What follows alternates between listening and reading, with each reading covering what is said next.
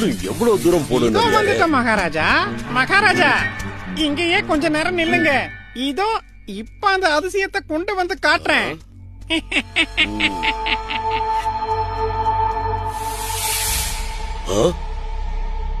என்ன இன்னும் நரியார காணோம்? என்ன செய்யறாரு?